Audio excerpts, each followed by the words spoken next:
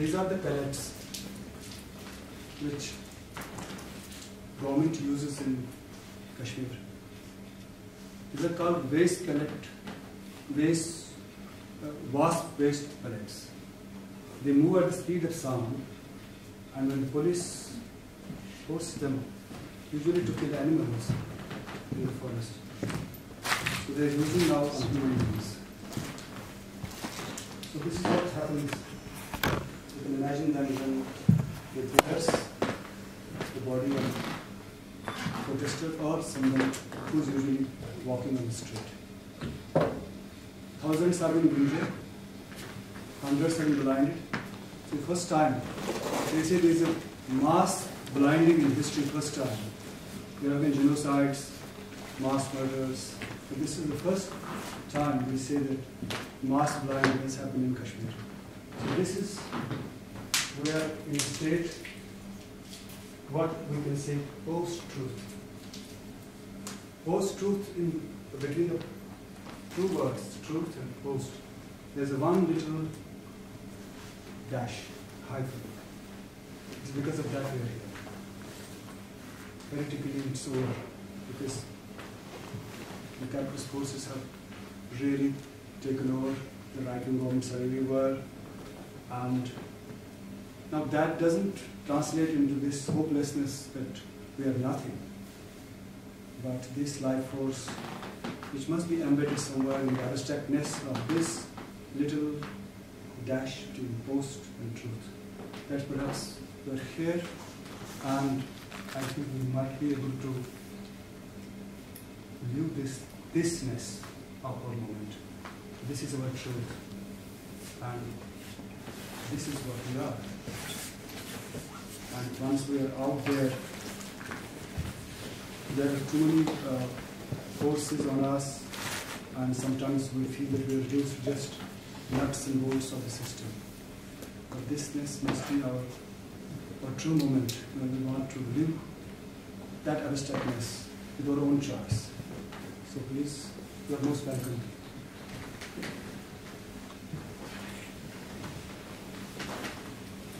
Today I am cooking some little food for you. I want you to taste it. So I will be cooking in front of you so that you feel it is eatable. Because I don't want you to just argue and throw it. So I'm just using it.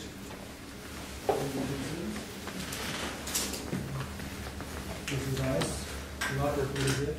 And onions, not used as it. And this oil, not used as it. And the salt and the turmeric. So this is the most interesting ritual food in Kashmir. Whenever we have little, because as far as my memory goes, this little food with turmeric and salt has been used by all the Kashmiris to celebrate little happiness. So now, whatever it translates, it doesn't translate the same way, the way we are used to it. But I think in some sense, we must be able to speak about the sacred, what we are having in our own homelands, in our own ways. So just maybe some food for you, but this is very important for us. And with that, I'm just thinking about one important thing about, because there are too many things which one would like to talk about once you are thinking about what is your home and what is sacred and what is the intensity of the land which is under occupation, and people are really suffering. People have been migrating outside, coming, nobody is allowed to come in. Government is really nearly 7 lakh, it's called. Less than 1 million army is there to control the huge population there. So rapes and tortures have been happening all along. And amidst all this, because since we can't change it, there's no way that we can to construct that state occupation there. All we can do is either we protest or we think about these special moments, which make me so feel intimate because I feel in my own community, in my own friends, because these are the universal values which we want to revisit through these abstractions and live this moment.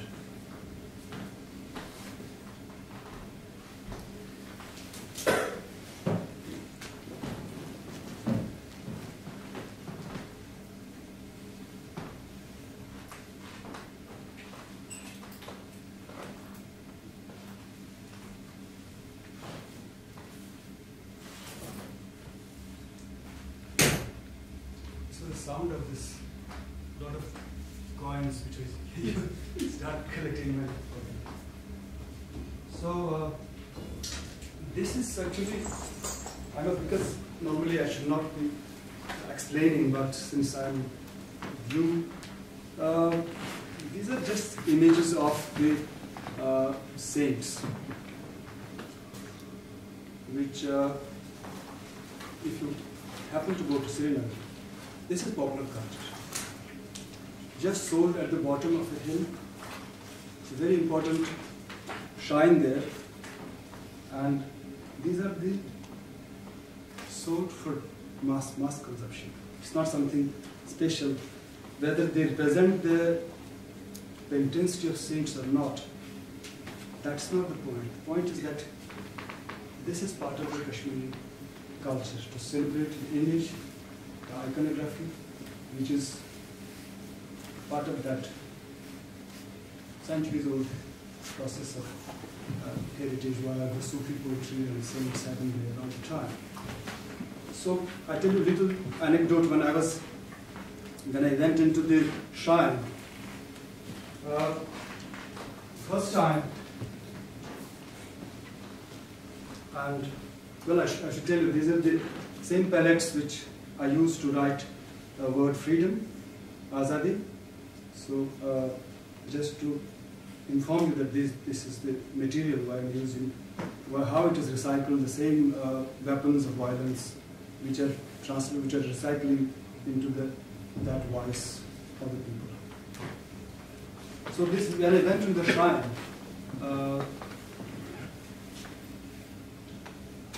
there was one strange person in the shrine. He was talking to the grave of the saint. He was talking to the grave in this sense. Hello, Sultan Sahib, you know you can do anything. You know our pain.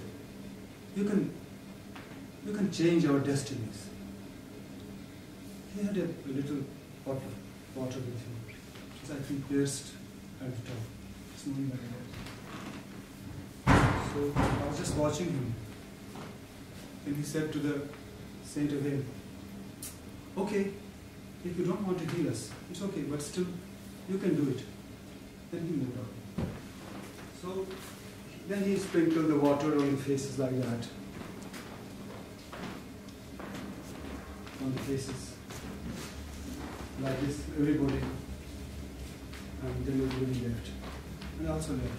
Just when I turned from the shrine, at the bottom of the hill, these were the images I found there. And then I thought to write them and share with these images. The first song, when you step into the space, is one of the most, we call him John Keats of Kashmir, Koshur. He was a very great poet. Maybe at almost the same time when Keats was here. And it was this song that played on a Sufi note. Kashmir typical, which has mutated from Iran, from Turkey, from Indian sides, all over those influences have gone into that musical line. And that song was there. So when you were entering the space, almost that song that can be there. But subsequently that's what's happening afterwards. So meanwhile, keep on just busy and trying to tell you about things in Kashmir. So I'll start talking on the food. Right. Otherwise, I don't want you to turn hungry today. And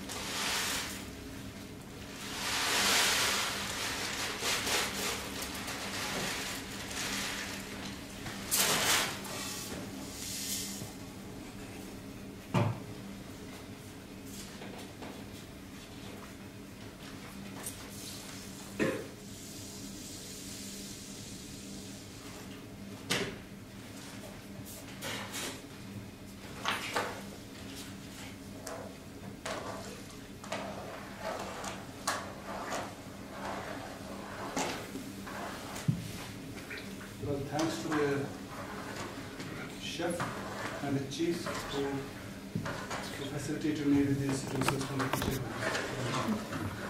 I didn't go into things from the kitchen.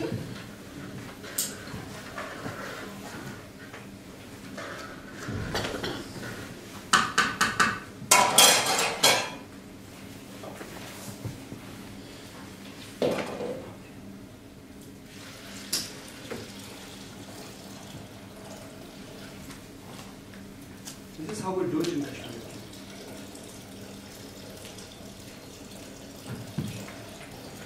And when people were poor, they will also use this water.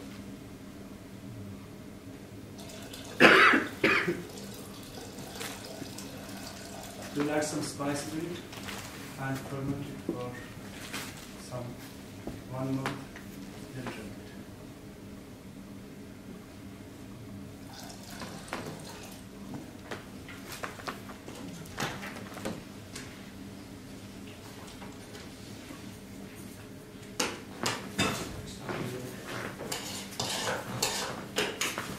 Is enough? I put water is enough, or just I remove some rice. How I could add more water, yes. No, what's your opinion? My opinion is add more water. It's okay. No, It's okay. I will add water in it. But enough for everybody. Is enough? Oh yes. Oh yes, enough for Should I remove some rice? It's okay. Try what? Yeah, that's okay. It's okay? Fine. India is my old friend. I worked together in India, actually with many little expeditions, art expeditions, and so I take her seriously, seriously.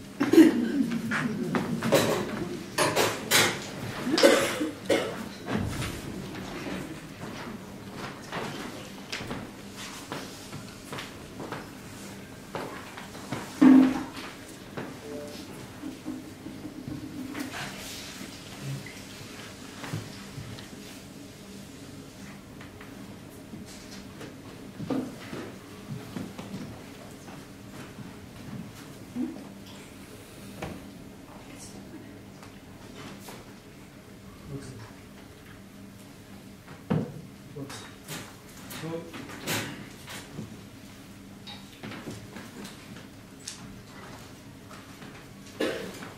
it's like this that when we make this food,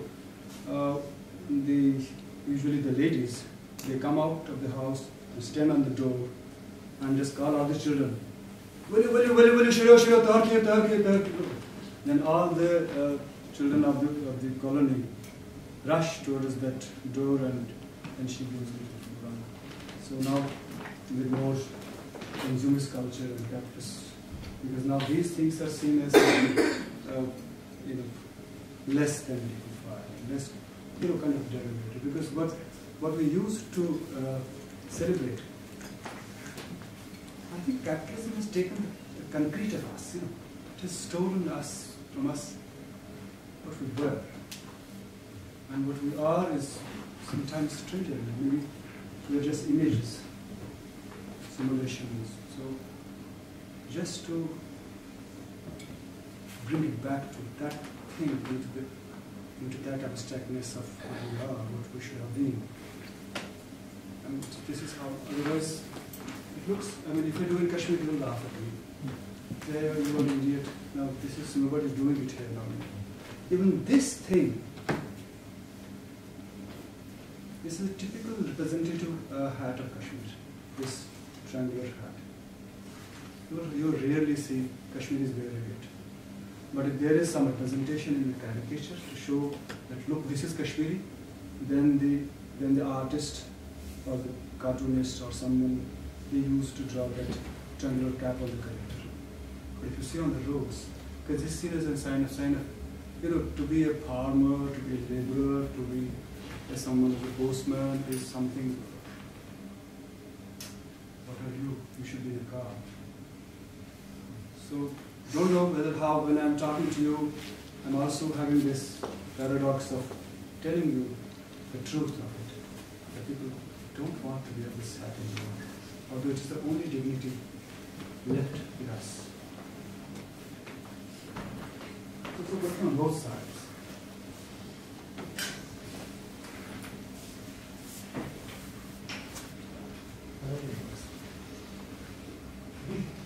So, and then if once it starts working on the design some, therefore it will take some time from here. Just to see they're here.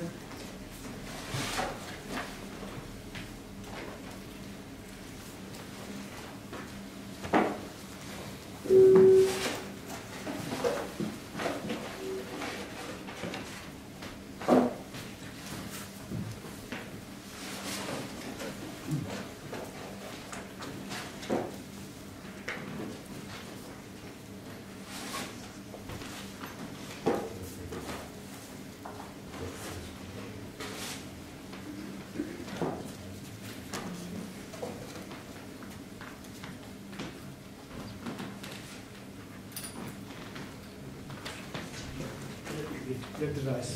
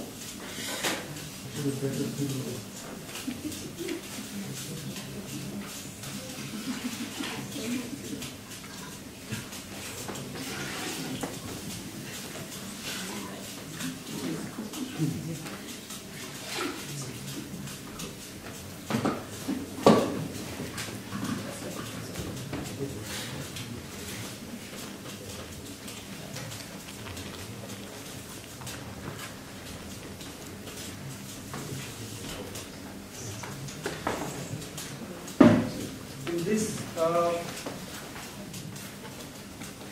space has some alphabets which you can actually use. You can imagine how the words are broken. You can see how it works.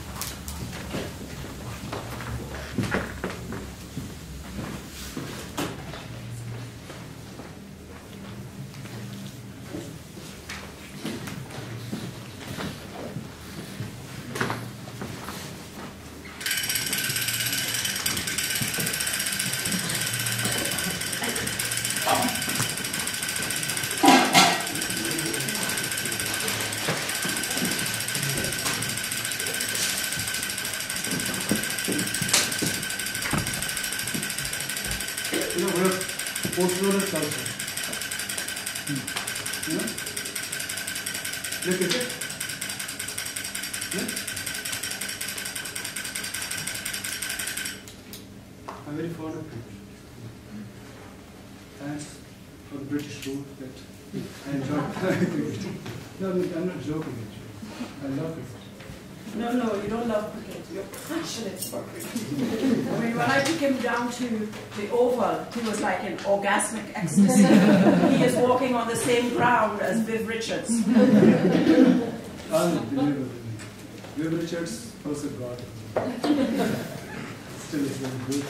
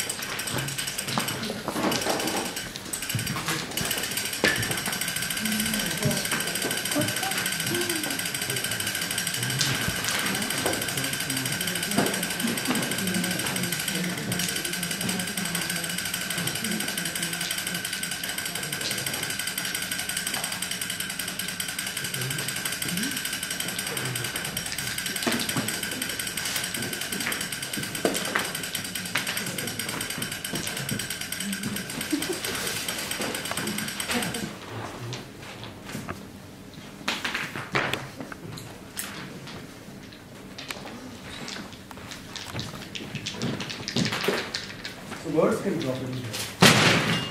But this will be. This is like this little dash.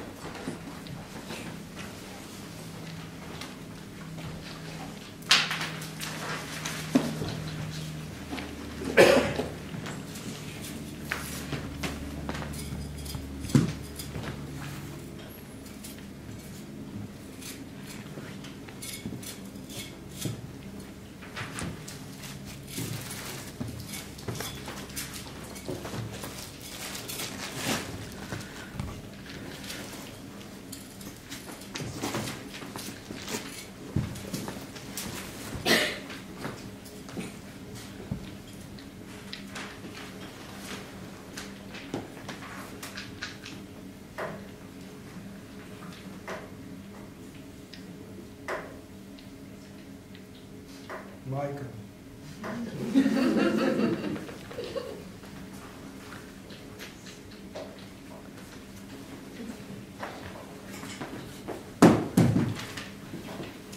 This one. No, now. Sorry, now it's on. Next one. Okay.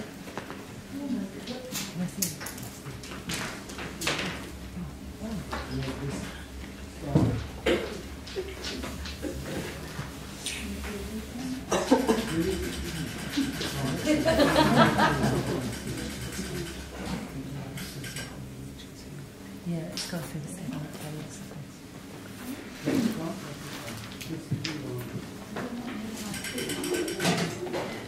Yeah.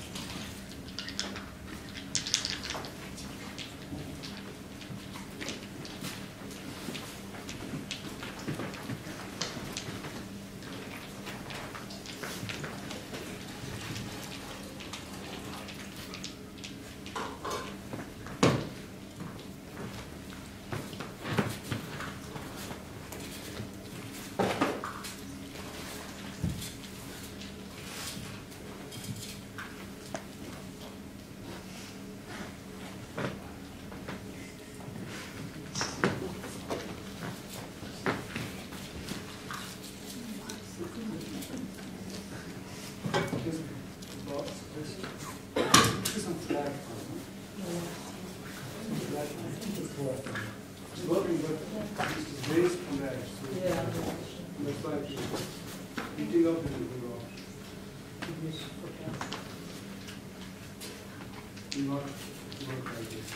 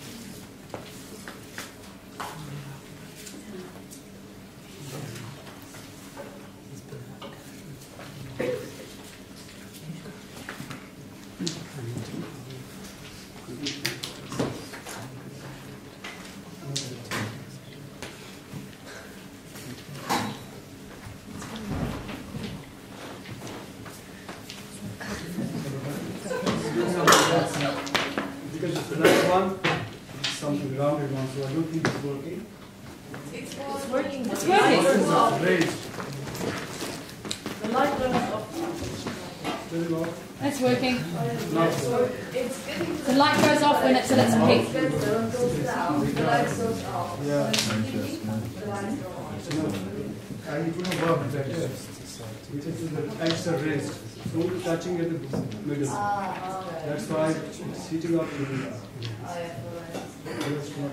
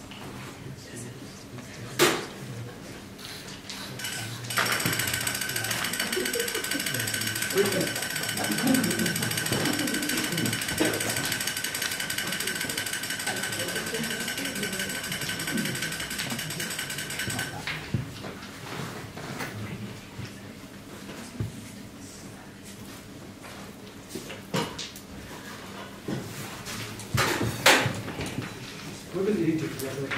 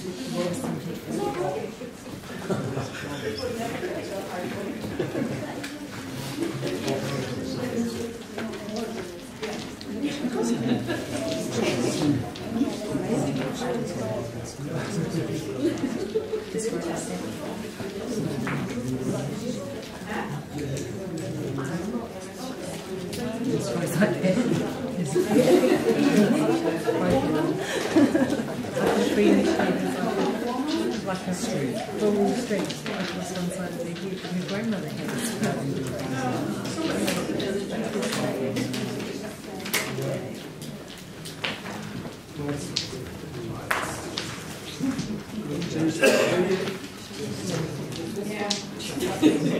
थोड़ा हल्दी दे दो सबको थोड़ा हल्दी दे दो सबको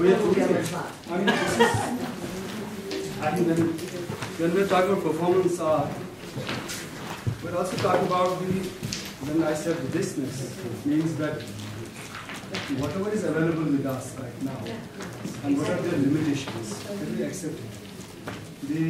The errors and mistakes and the planning actually goes bust when it doesn't work. Then we have this. We should have the capacity to say that this is actually what it is. That we plan something that doesn't work, but this is actually how we must be. That's how, otherwise it should be theatre, where everything is planned and there should not be any mistake. But when we are doing these experimental works, we are trying to balance it with from all the parts that have to work with. But sometimes it doesn't work.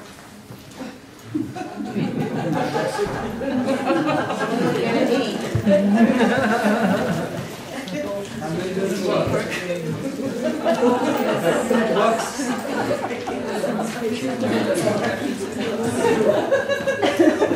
Turn upside down. Is this from This kitchen. staff kitchen here? Yeah. Yeah, I couldn't. I thought it was another one. No, I didn't buy it. It's really expensive. But they told me this works. But it works fine. It's off again. Yeah, it's on. It's just it's on. Something's cooking. It's just at its. It's cooking. Yeah, because The light goes off when it's at its peak Time, temperature. I mean, but again, we think of the times, the slowness of time. When the time slows down, you know, like when the earth moves slowly under the earth, it takes its own time. So this actually, I wish we were in the basement. That would have been the metaphor for earth would have been better. But we're in it now.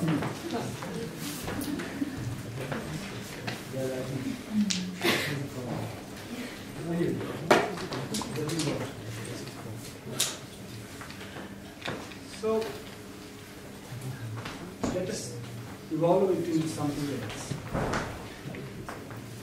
I think since we're about this Kashmir thing, I think most of the people in the audience don't have a real image or the Kashmir perspective of what Kashmir is and what is the situation. So I think we can have some question asked kind of thing. You can ask me something and we'll try to figure it out. What is this Kashmir thing? And what is the conflict? And in which sense we are involved? That can be, I think, one of the ways to make thisness into something meaningful. Right? So if you just tell me something, maybe I can respond back with something I know about Kashmir. Anything which you want to know, which you want to share, which you have heard about it, which you know, Greta has been with me during 2010, and it was a 30 artist traveling tour for nearly 3 months. And in Srinagar city, she did a wonderful performance video, and wrote Ophelia, which she took a character and made a film into it. It was a wonderful film. She has, I think, won many awards also. And the Ophelia into this marshy land of Kashmir with two hands like this, with one hand the Indian flag and on the other hand the Pakistani flag. That on the boat was taken for some time, and she made a wonderful film on that. So definitely, I don't think insiders would be doing that, because when you are inside the conflict, you don't see the way the person from outside thinks about it. So that's how the fresher perspective of a new outlook or new vision of this land, which has been ravished, which has been sold for, I think, 7.5 million rupees. At that time, that currency was sold by the Britishers to a king.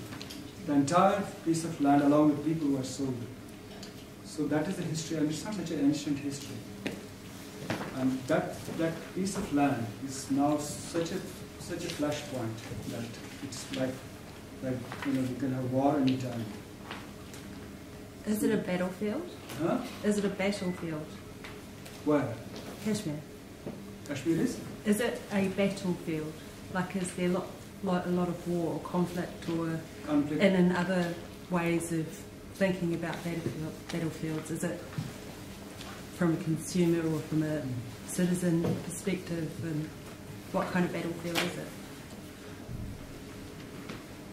There are two ways of looking at Kashmir. One is we go into the reference of history. That historically, when 1947, when Britishers left the subcontinent India, and it was made into two parts. That time, the Pakistan and India had this unresolved part in between the two Kashmir. And the king at that time thought that he would retain it for his own reasons, and asked for 3 months moratorium period.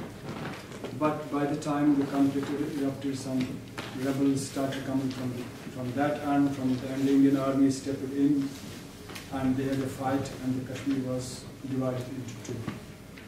Then the issue was taken to the UN by the then first Prime Minister Pandit Nehru, along with the popular leader Sheikh Mohammed Abdullah, that the promise was that we will ask the people of Kashmir what they want, whether they want Pakistan or India.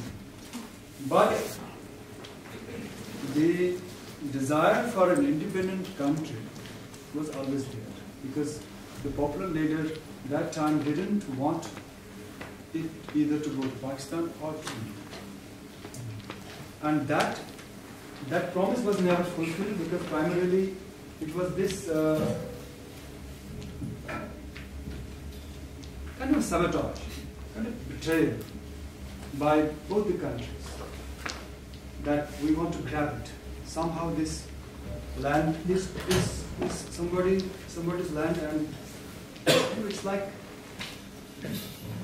when you steal somebody's property, or somebody's daughter, or it's like robbery, political robbery. And at that time, I think the promise was made, and that promise is called plebiscite. It is one of the UN charters, still demanded charters in India. That was never fulfilled. And the demand for and plebiscite is there. But I think that even if there is no historical referral to Kashmir, if, let us say, if some people suddenly want to say that, look, I don't want to be with you, there's no reason for it. There's no reason to be, holding back. So right now, even if we remove the historical referral, people don't want to be.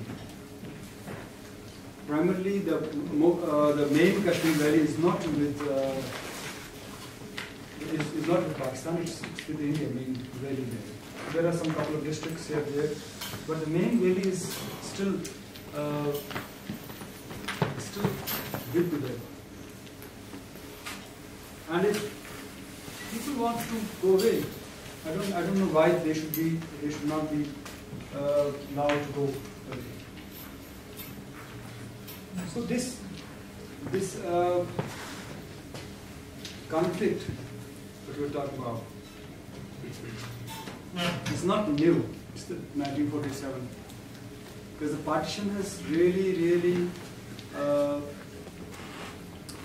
the person who drew the map, the British called Radcliffe, was commissioned to draw the map of Indian Pakistan, and he was given the commission work and a particular amount of money, maybe that time I don't know, $500,000 or something, rather 50,000 pounds that time was promised by the Lord Mountbatten to him, and he came there and he drew it on the table. This Lahore is here, this is here, this here, kind of on the paper, right? So then he came back to England, and after that the partition happened. 1 million people died in partition because people had to go here and there.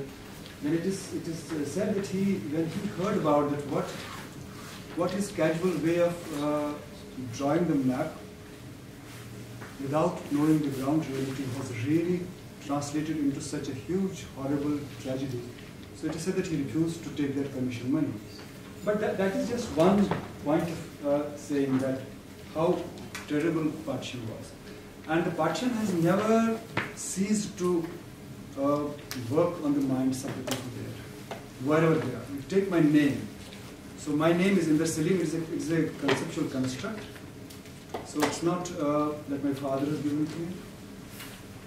But it is hinted on this idea where the people's identities have been cut vertically into two, which was not so visible before. And now after these so many years, still people are struggling that, because if you want to talk to them, in 2 minutes they will tell you, what's your name? So once you tell them your name, then they will talk to you accordingly. No, that's how it can happen. So that has not never ceased. So you can see after the Bangladesh happened, of course, Indira Gandhi just stepped in, and the Kashmir thing is still remain there. Kashmir has a huge resource, water resource. It's a huge possibility of generating electricity. So India is actually making a lot of electricity there in Kashmir and using it for its own purposes. So I think that one of the demands for Kashmir is to give it back to their land so that they can exploit their own resources, make their own electricity, sell it to the other states. And the population is not as thick as India is. Kashmir is not so heavily populated also, and it is also quite large. So they could have lived like Bhutan. Bhutan is a very small piece of land, and they have managed to live free, happy. I mean, the happiness quotient in Bhutan is much larger than what is, right? Not okay. Happiness, what's happiness? They can't speak free, they can't do anything, they can wait king and all propaganda of happiness. It's not such a true. It's not such a true.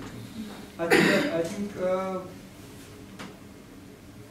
I can agree with it, but I think the unhappiness which you see that India has, That is a happiness from Himalayas. Hard-working people always smile. Hard-working people all smile. That's also a good compliment that hard-working people all smile.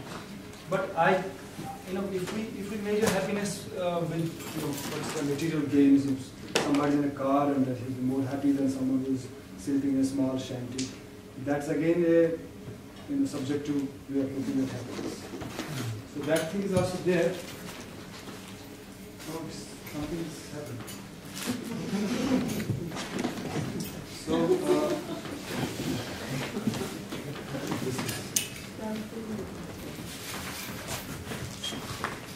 I think that is one way of looking at Kashmir. That the Kashmir it has not really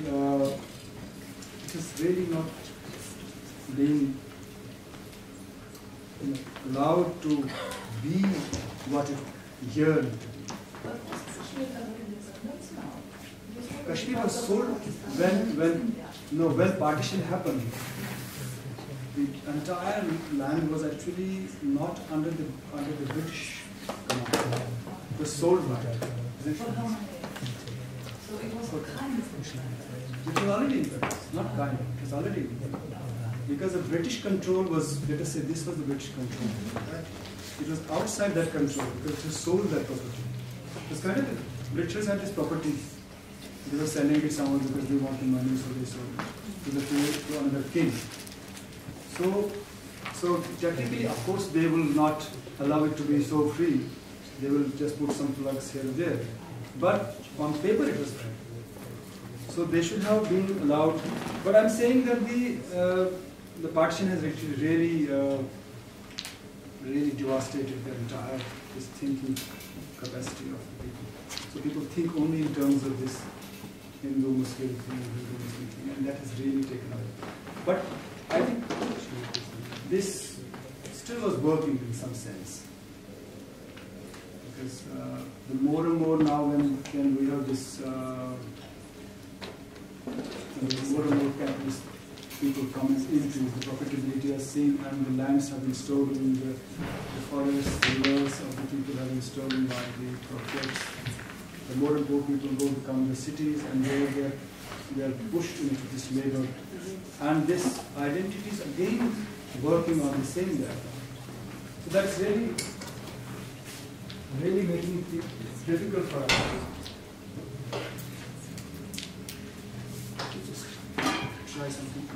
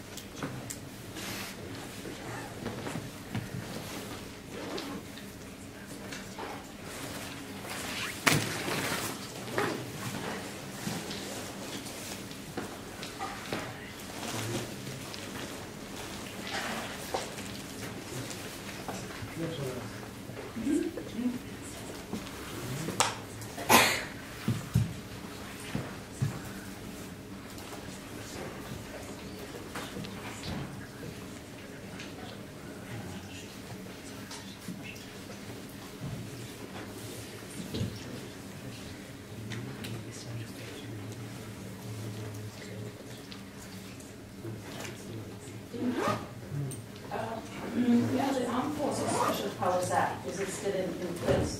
Yes, this is a very good question. What is Armed Forces Special Force Act? Is because whenever the police or the army are operating in a particular area, there are laws that if somebody is doing something wrong, you can arrest that person and question him. That's fine. But in Kashmir, that law was suspended with a special cause. That means that whatever the army does, they have immunity, that they can't be questioned. So if an army personnel rapes somebody or tortures somebody or picks up anybody without reason and rhyme, there is no law to question. So that has really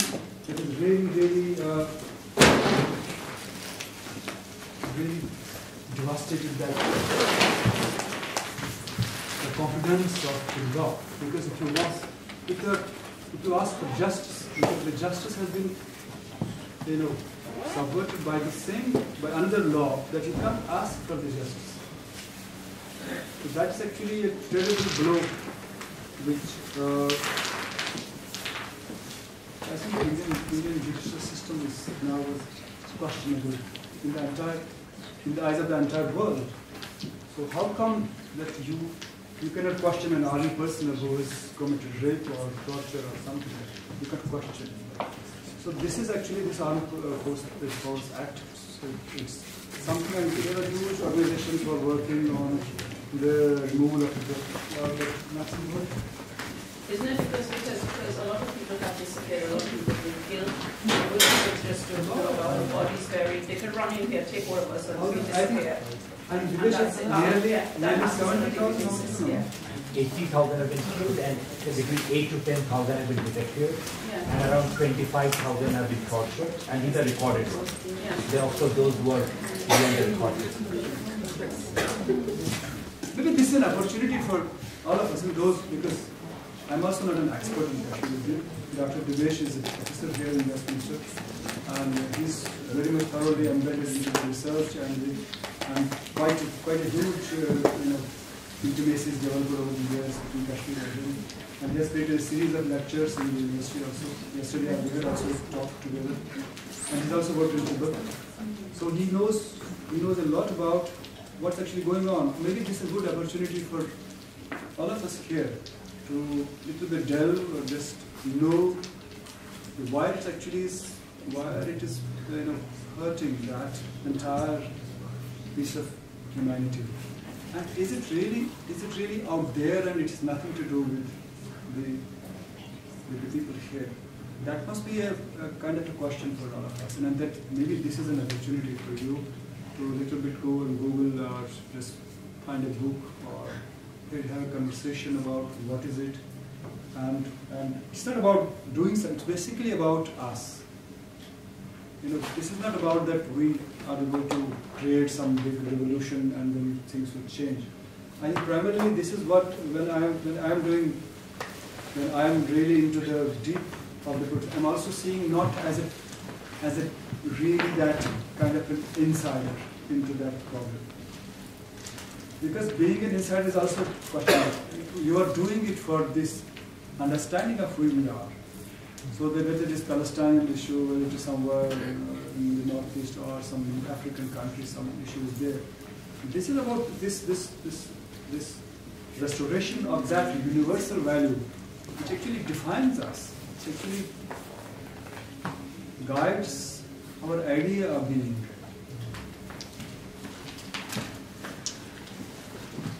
Otherwise, I don't know how to. I'm putting some turmeric on it. I'll put some salt. And also has I have some black pepper. We have some fish here.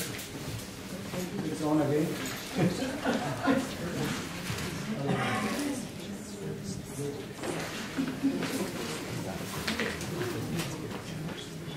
So today the 1 spoonful is like an atom.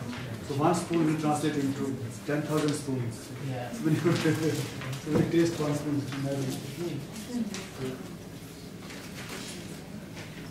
Inder, I have a question. yes. You started by talking about pellets, right? Yeah. How it's usually used for animals, but in recent times even Indian government has banned the use of pellets against animals for cruelty purpose, but they allow it on humans. So I'm just asking, why would so many Indians who live in a democracy accept that level of violence against Kashmir? So what explains that? I think one of the biggest disease of this contemporary world is the nationalism. This nationalism is more dangerous than, I consider myself as an atheist, but I don't say it loudly, but I don't have this problem of thing of believing in temples, mosques, or thing. But I think nationalism is one of the worst ideologies that has plagued the entire human capacity beyond who you are. I am proud Pakistani, I am proud Indian, I am proud this and that.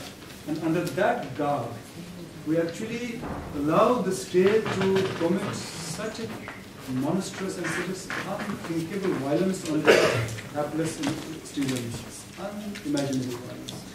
Because we justify it, that for the protection of the state is justified to kill the other who wants to question, who wants to go free, who wants this act is we don't allow. Basically, this is the paternal form of democracy. That we don't allow our children to go free. We want to be them locked and fall in line. What would be the best outcome? What would you like to if you could make it happen, what would be the steps?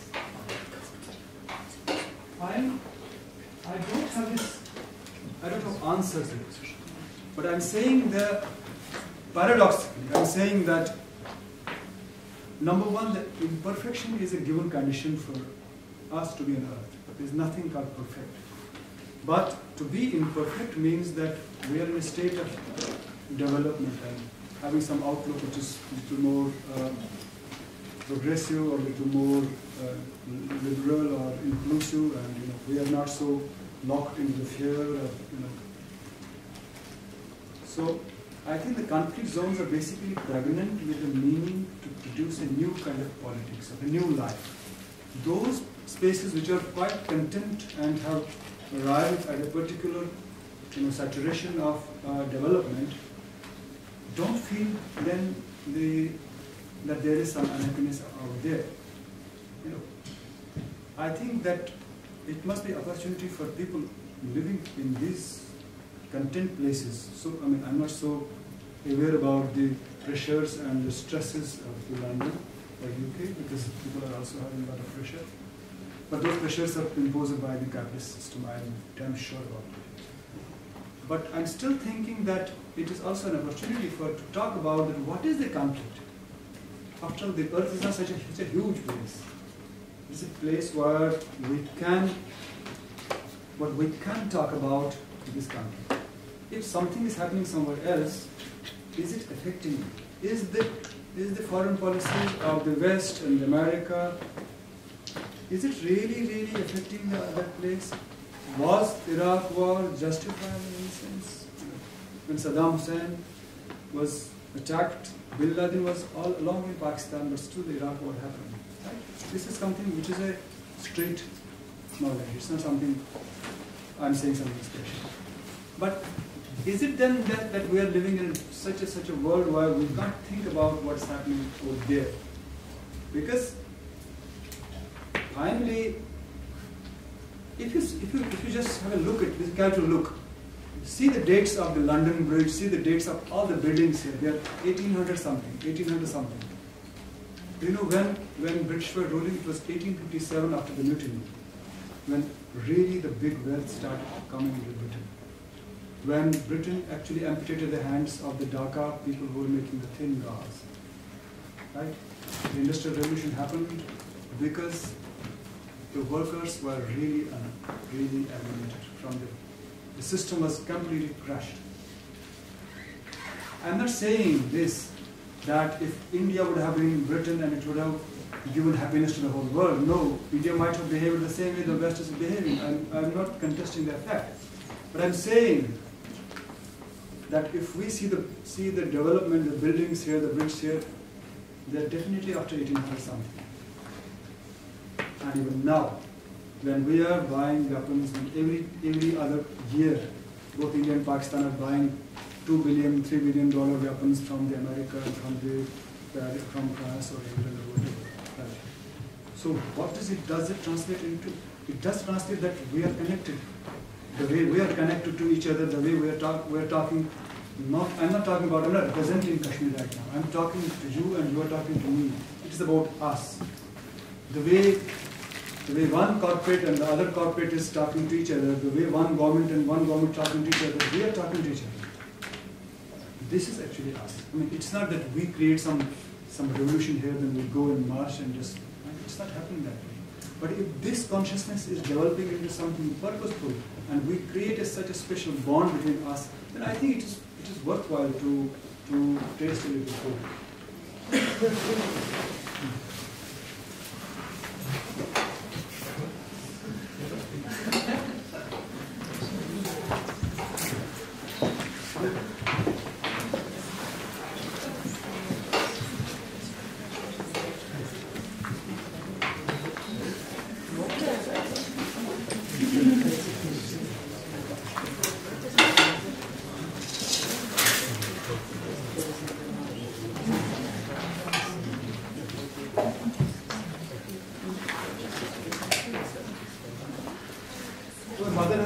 Talk to me about cooking.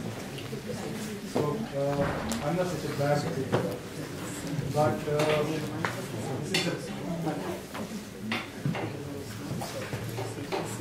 special occasion, so I think it's very useful that it is still.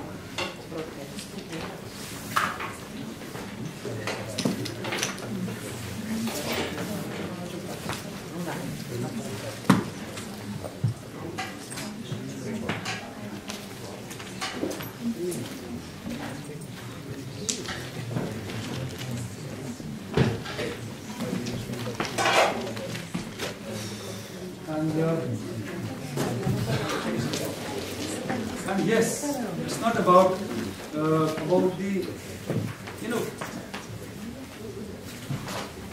one of the towering saints of Kashmir. Maybe this answers another question. His name is Abdul. I think 11th century. I think 12th century. So, Abhinav Gupta has given a commentary on the Indian aesthetics. The main aesthetician who's given a commentary on what is dance and what is aesthetics norms also. So you might actually Google and look at the Abhinav Gupta. Kashmir has been a seat of learning since ages. It is said, scholars have actually written about it, that the Buddhism which has traveled to Tibet or to China in the earlier periods was through Kashmir. So Kashmir was always a very, very important seat of learning, and it's also, if you Google again, it is said that Jesus was also in Kashmir. You are laughing. Those who have mobiles here, you can Google it. There is I'm not a religious person, but I'm saying the myth is there, and people say that yes, he was there. And do you know what is funny about Kashmir is that whether Hindu or a Muslim, there is a song called Jew. If we call somebody Ram, we will call him in Kashmir Ram Jew. If it is somebody's name is Muhammad, we call him Muhammad Jew. It is still there. So my teacher in class would tell me that why from the Jew sound has come in Kashmir, if somehow the Jews were Americans. So I don't buy these theories, but I'm saying that Kashmir has been always talked about, debated about. The most ancient Kashmiri poetry, which is on record, is 600 years back. It is, and that poetess, woman poetess, is said to be roaming nude on the streets. So Kashmir, if we go such a potent place, every piece of that earth is vibrant and resonant with the poetics which we are all looking for to know about us.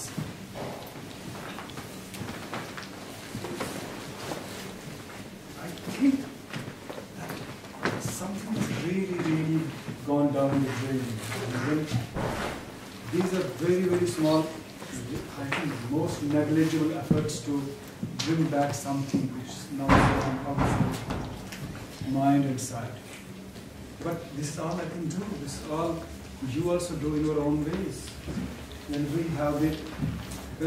we really discover the capacity to bring back that time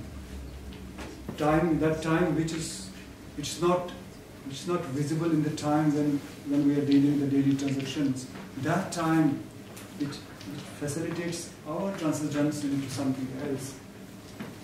That must be there around us, between the gaps, between one human being and another human being. It must be there somewhere between this thing. And this thing must be there. This little gap between two individuals must be that about that universal value which connects us. I mean, yesterday I was talking about that Foucault has given one very, very beautiful term. Empirico-transcendental. Empirico-transcendental means that no matter what we do, we cannot divide the term into two words. They are absolutely bonded, two words.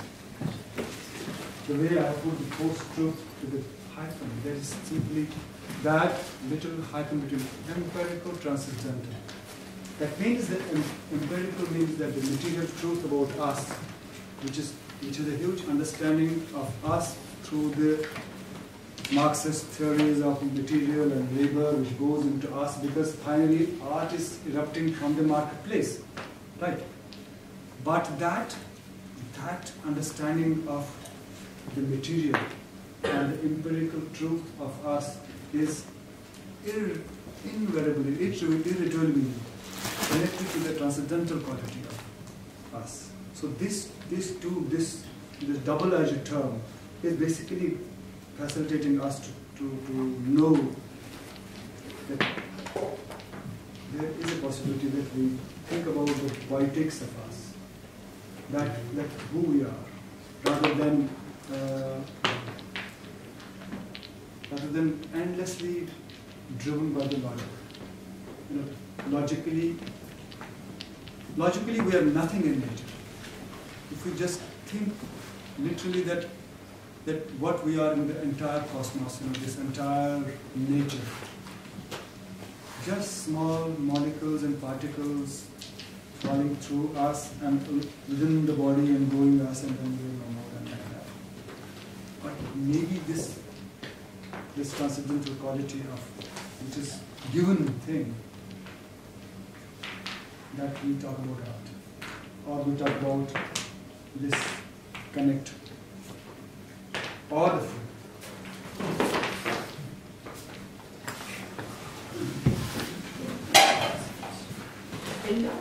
This space supposed to represent the chaos of Kashmir?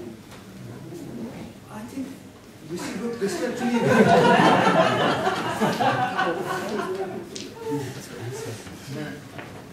you are on dot. But what is our asset? Nothing but the chaos. The things which are resolved in our minds, we shelve them and lock them into the boxes, right? When we know it is done, we lock it up. What's love? Actually, if we just bring it back, it's a simple thing, love. If there is no conflict, is there any love? Once we are in love, then once we know it's love, then we lock it and just go. It actually says there is no possibility of love in nature or systems. It's through the opposition of the partners that the chaos is there. When the chaos is between the two partners, when there is this oppositional qualities, then we keep on talking to each other, then you say, yes, it is in love. Yes, it's in love.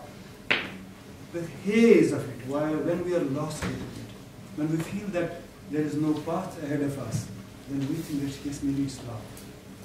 Now when the path is very clear, when I know I am walking from here to here, it's not love. Love is when there is haze and I don't know what's going on. When I'm really intoxicated and my feet are really going beyond my control. That moment, that edge must be there. That's what we call chaos. But this chaos is not this only. It may be more, it may be double and triple, manifolds than what it is now. This is nothing. This chaos may be nothing. I'm just inserting some musicality into it. Not chaos is something very. It outwits us. When something outwits us, then we are actually shaken up. Then this potential of us is actually, then we know that whether I have the potential or, also the impotentiality, that whether I can do something or not. Is known. Otherwise, how can we know? And there is no way. You will say it's not music. I mean, you will say it's just this music. No, come on. It's not music.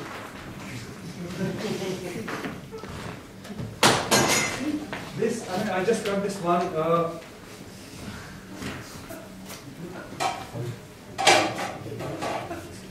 My job is to keep you here because I cannot go without food.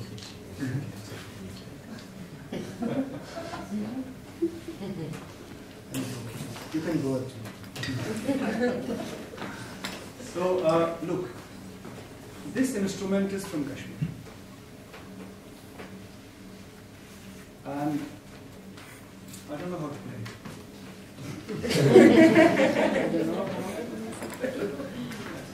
And I got it here. But I must tell you why. This instrument is used by the ancient theatre people in Kashmir. ancient means that for, I don't know from how many hundreds of thousands of years, there are particular villages who only do theatre. Unknown in the entire, I don't know in India, but when there are in Kashmir, there are a couple of villages. The entire village is doing theatre. Doing what? Theatre. Theatre. Street theatre. They're just doing farmer, or there can be someone woodcutter, there can be some road laborer or something. But when they come together, they do theatre. And I have a, well, Rita, you know them. You don't know. That time we do it there. That theatre too. You know, I think you're not there. So the next time. I performed with them in different forms. But when we think of the music, the moment that the musician picks it like this, it is like birds growing on the beach. It's a really, really amazing thing to help me create. But I got this instrument here right now, just to show you the vessel of it. Just and also to insert the political. How that instrument can be played, but not in the sense that how they play it, how we can play it.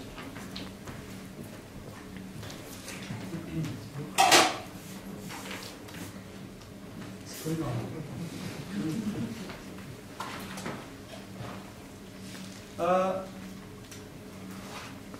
One word it's on the cap also. This is azadi. Azadi in Urdu means freedom. Simple freedom.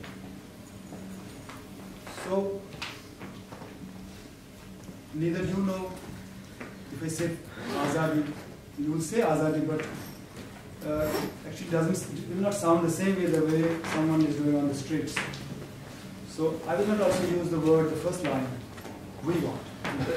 We want means that we want freedom. That's a slogan.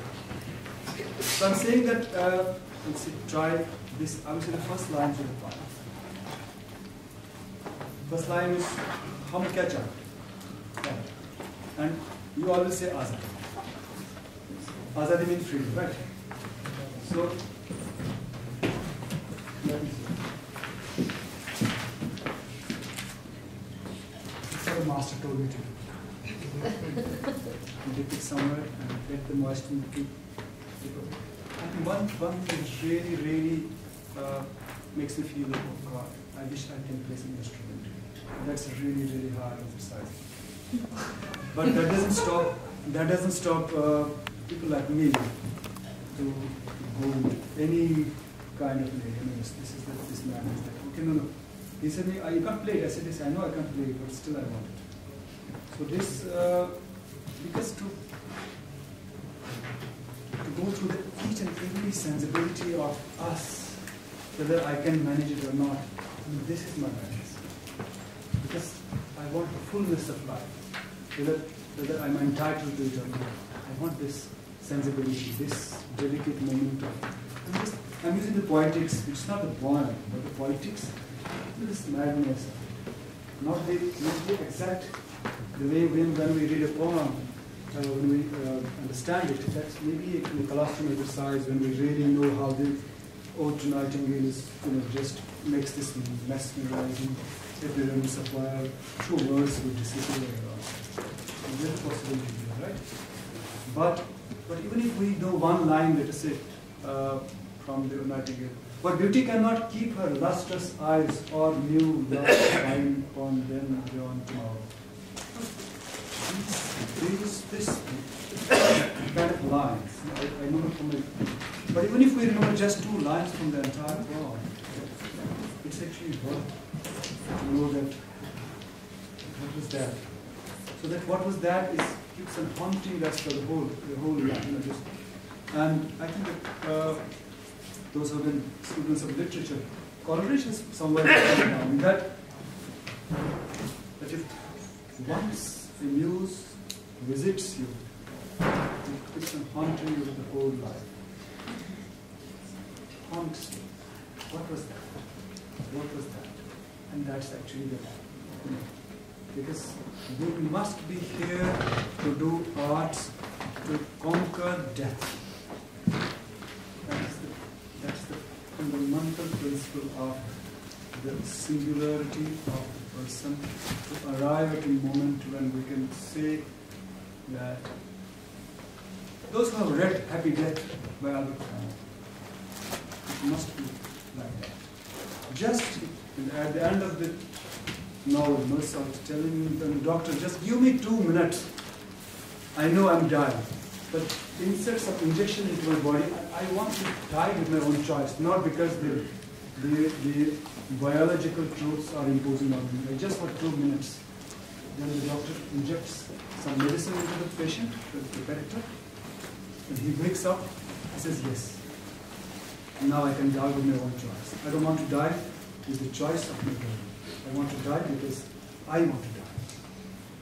This fundamental singularity of the arts, I don't think any other faculty is allowing us to think like that. It's only through arts and the language and the poetry of it that we can think about conquering death. Thereby only we can think about some universal values and to go somewhere and talk about the things which are somewhere else. Otherwise we are locked into our own little wells where we're caught like frogs. It's about me, it's about you. It's not about that I have been able to do things, but definitely this is how I'm sharing my opinions or my truth with you. But yet you can see I started with the post-truth. This line by French philosopher that the structure is such that a point cannot take place. When you say the chaos, this is nothing but nothing. The chaos which is actually out there is really, really good. When you think about the structure which we are in, it doesn't facilitate us to make a fall. But still we're trying. We have no other thing, but we have no other choice but to struggle to arrive, to be at the threshold and then process or something and that is because this logical understanding of this, the birth and then the death, is really hard. I am not. So when I'm saying that it's not about the political thing, then it's basically about each one of us. Then we are using the sound which is not mine, but someone else, but I'm using it to go elsewhere, dealing with you. So you can add the word azadi. Can you repeat azadi? Azadi. I will spell the first line. Hum kya chahte? Hum kya chahte means we want. I was saying we want through the pipe, and you say azadi. So let me see the situation of eyes.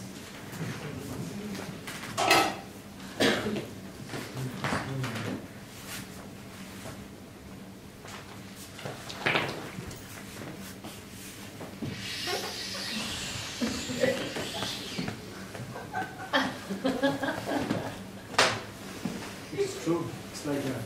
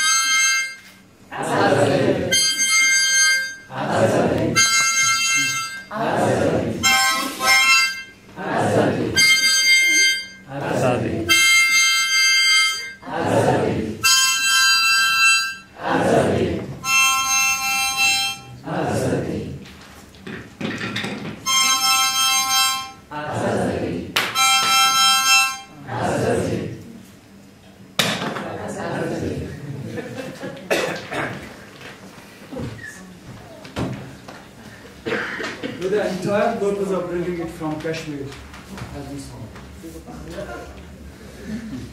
It's a very, very traditional instrument.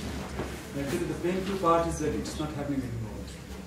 The theatre is under this situation. It's already the theatre was struggling to,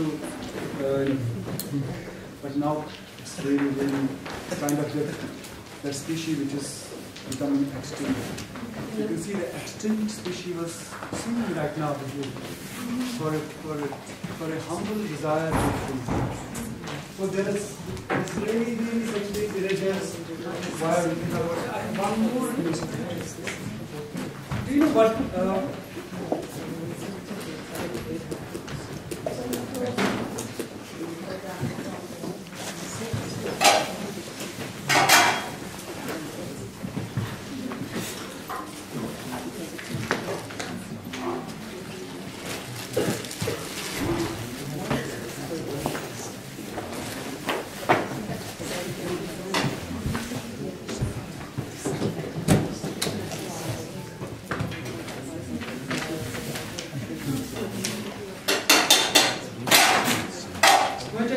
Pledge to it.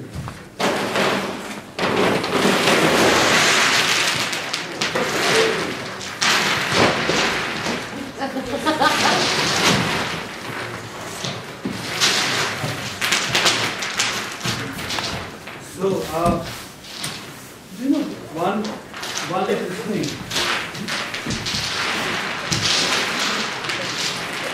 This is green color, right? Whenever we think of the color, maybe it will also happen in here, but in our world, Islamic color, Islamic, it's Muslim color, and if we go and buy the orange, it's Hindu color, the red is communist. As an artist, I think it is our fundamental duty to snatch it from those processes which tell us that this color is only about this. You know, the symbolism of the color is the most obnoxious thing which has happened to the world. Color is such a beautiful thing, and yet when we see green, oh God, it's an Islamic. Irish colour. Huh? Irish colour. Irish. Good to hear. But in our world it is only Islamic. and this little thing, this poor little orange, is Hindu. And that's red over shawl. You are a communist? Tell you are a communist. So, look,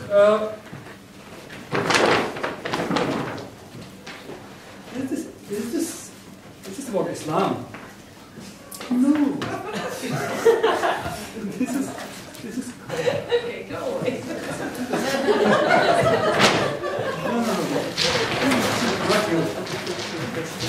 All I'm saying is it's not about food. When I play with color, I'm not so of the country because I have started my life with color. Now I'm just discovering back my color. So this is the time again when we go out in India. When I got my shoes, I'll show you.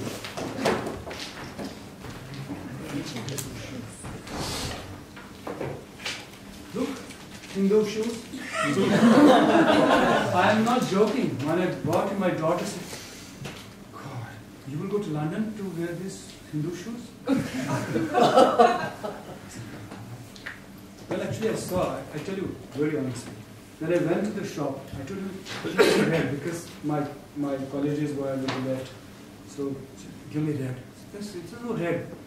It took me half an hour to decide whether I should buy it or not, just because of this color. But finally there was no color. So, why can't I really wear this shoe? What's wrong with this color? Because as an artist, I tell you, we have lost this courage to reclaim those things which have been snatched from us. Whatever they are. We must have, that's what freedom is. The freedom is actually this desire we're quickly translated into something. Name is there and you are this. Color is there and you are this. Do you know when yesterday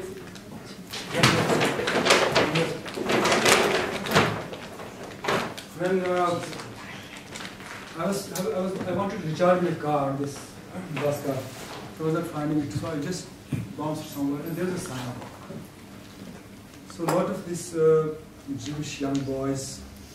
So I was feeling that there was a really beautiful girl coming. So I would tell her, she had these 2 locks. I would tell her that why the car can be recharged. When I went close, it was a boy. I said, hello, can you tell me where the car can be recharged? He said, no, I really don't know. I said, zombies. And I saw that, what is this? Because these 2 locks here, I said, the Hindus are having this thing here, Muslims here, Jews here. I mean, it's all about our shifting the spot from here to here to here to here, and it's all about religion. I mean, that's it. But I tell you one thing. Actually, I wish I was in India right now talking about, because it's really important. I still can manage the people who come with this. Clear who they are. If somebody is a Jew, he comes like that, but I know that I can talk to him like this. I will not say this and this. If, for example, if a girl comes to me, I know that I cannot go beyond this line. There's a particular norm. Or a Muslim comes with a beard, or a Hindu comes with a Jew, I can't do it. But what actually, just really throws me out is the invisible of it. There are people who are wearing the things which we all wear, and yet they are somewhere else. The invisible mass of human beings who are coming in other garment, in a secular garment, but yet they are somewhere else. This is actually devastating. I can manage the visible part of the religion, but the invisible part is really, really dangerous. That's the same with the nationalism. But apparently we are very liberal, but then the moment it comes, oh no, I'm just, you can have all the things in the world to travel, but then when it comes to this, then I'm suddenly a nationalist. So this visible part of it, that's why I used the green color today. I just deliberately got the green color because maybe it doesn't sound the same. It sounds in many if I'm using this color. It will be really different effect. But I'm just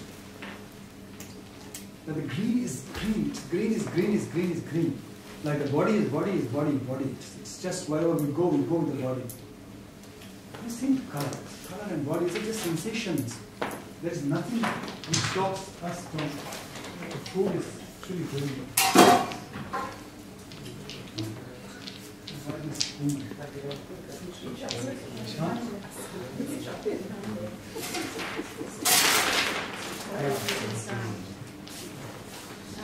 Yeah.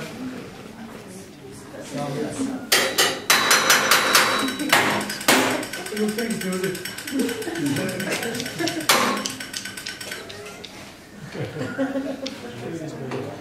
Inder, tell us a little bit about your name. Inder Salim? Yeah, they don't know, I don't think. Salim is an Arabic sound, means gentle. Well, and Inder is a name of a Hindu god, the gentle god. So, cooking for you. But beyond the name, basically the name is a hugely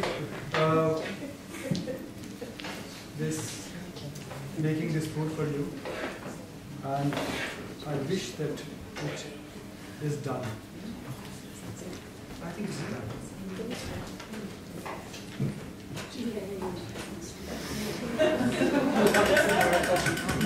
Look. Done, no?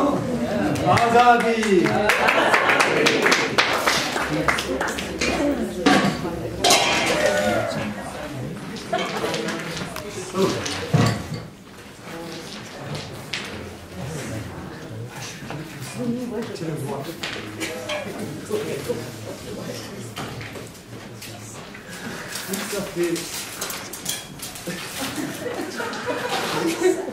I should give you a little piece of my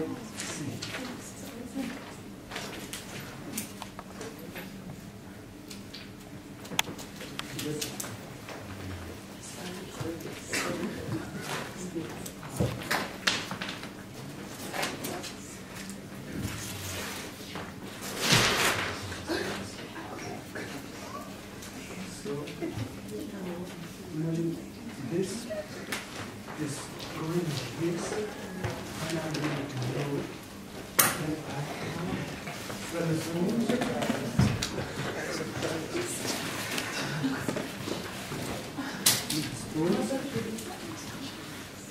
no.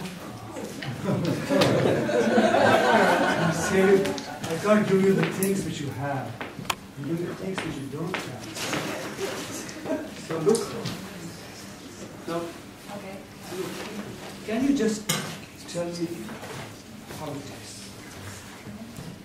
It's hot. It's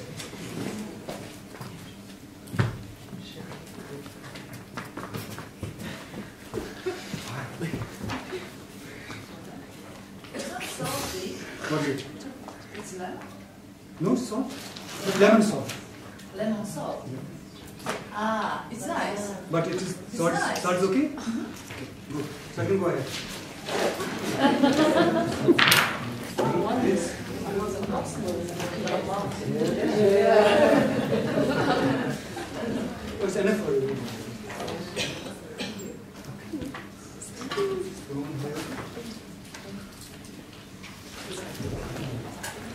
You just go.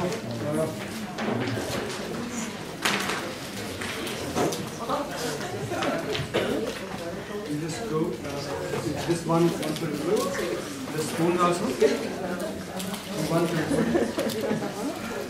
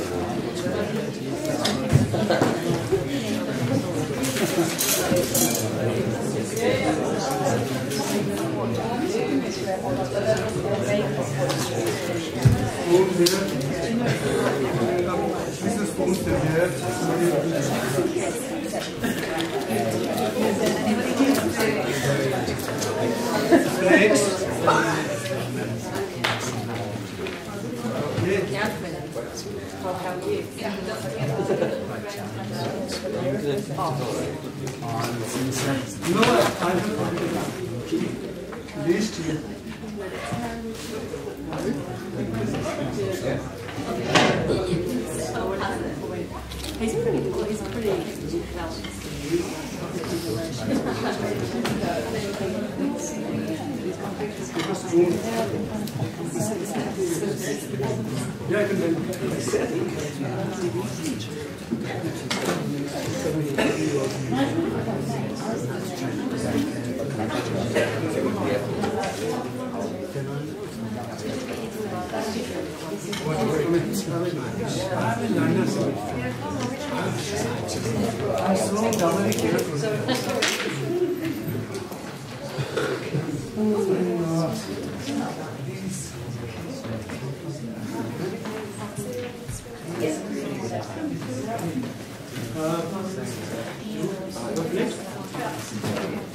It's here. Please, the pellets. Done?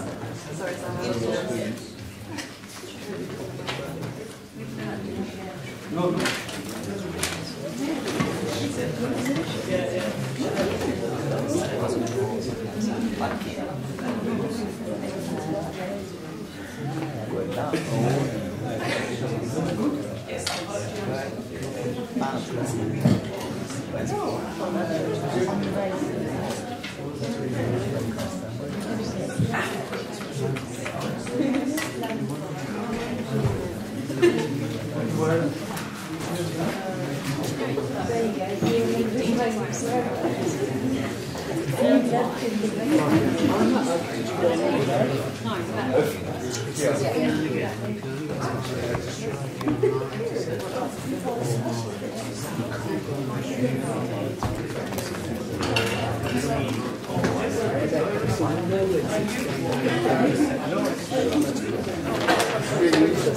It's really, really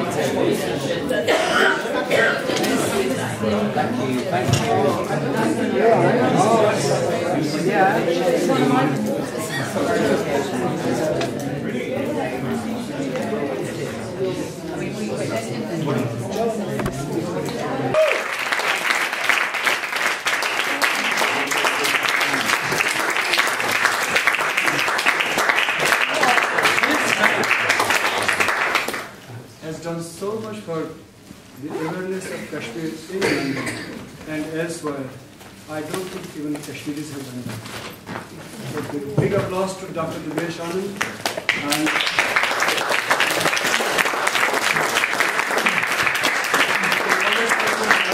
I would say very wonderful soul, great heart, and definitely he will be more instrumental to bring more initiatives and events to talk about.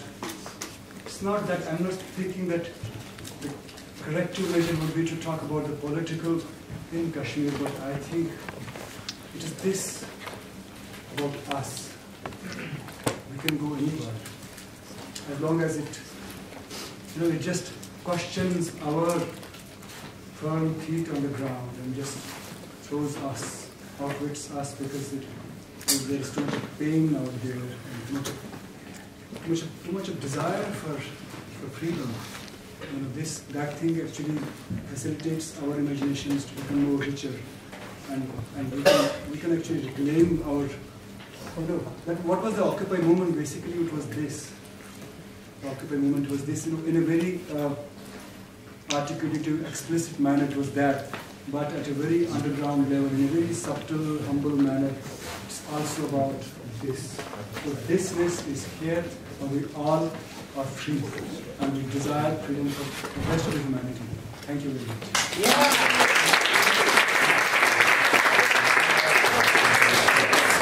Today, I'm well. Okay. So, what do you think about this? It was a very powerful performance. It was powerful because Inder managed to not only talk seriously about the various aspects of Kashmir conflict, including the violence, colonization, and the pain and suffering of people, but he also used humor very effectively to subvert the dominant ways in which Kashmir is represented. And I think the audience engaged with him very well. I think the idea of they were cooking, and he was cooking while talking to people, it allowed people to understand that essentially what we are witnessing in Kashmir is an everyday occupation and an everyday resistance to that occupation.